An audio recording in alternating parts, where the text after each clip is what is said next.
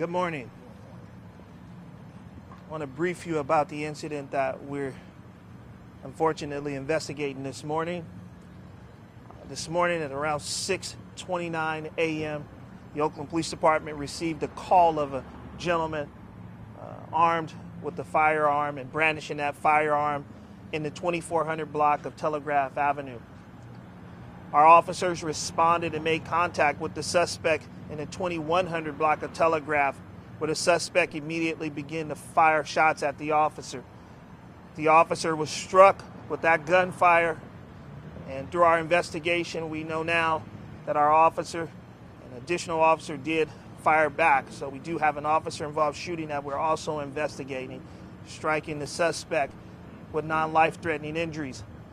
The suspect then fled to the 2100 block of MLK, where our officers pursued, and the suspect barricaded himself inside a residence in that area. Once the suspect was barricaded, the department then began to bring in additional resources, our tactical team, our tactical negotiators, as well as our mental health units and our crisis intervention units. We began to negotiate with the suspect. We were able to create a rapport with the suspect, and the suspect agreed to surrender.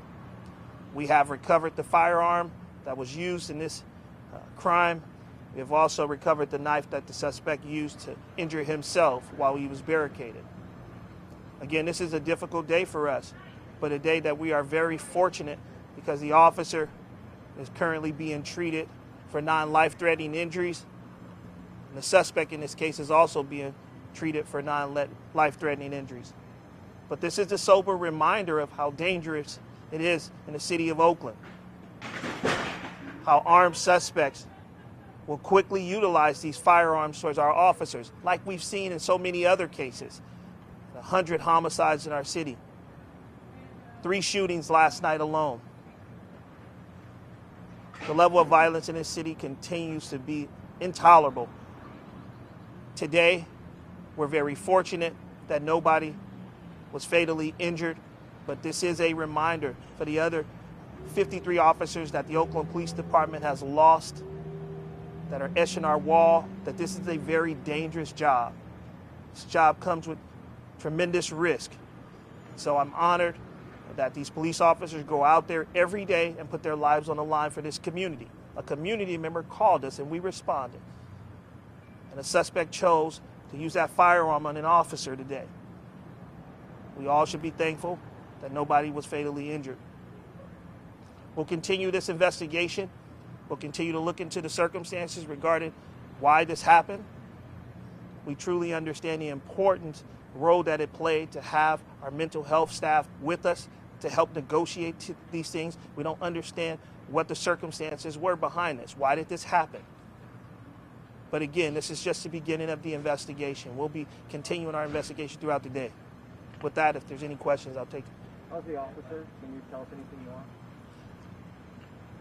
The officer is being treated. He's doing well. I want to respect the family and friends and the other police officers to make sure that we share that information with them. But the officer is doing well. I went inside. I communicated with the officer. Had a chance to talk to him. Had a chance to hear from him. So that was good. All this comes at a time when officer numbers are going down, crime is going up, and then something like this happens. Do you want to connect the dots here, Chief? Well, I mean, I think I don't want to, look at this from the perspective of this incident had anything to do with the number of officers that we had out there. What this really says to me is that there are a proliferation of firearms in our community. We've recovered over 850 guns already this year. It says that not only are guns too readily available, but we also have so many people that are willing to use these guns against others. And today, unfortunately, somebody chose to use it towards a police officer. Can you say anything about the suspect? I know did he live there? Did he work there? Was he living in one of those encampments that's nearby? We're not sure. It's early in the investigation. Again, like I said, we'll continue to look into the circumstances. We know that the suspect is a male, 50 years old.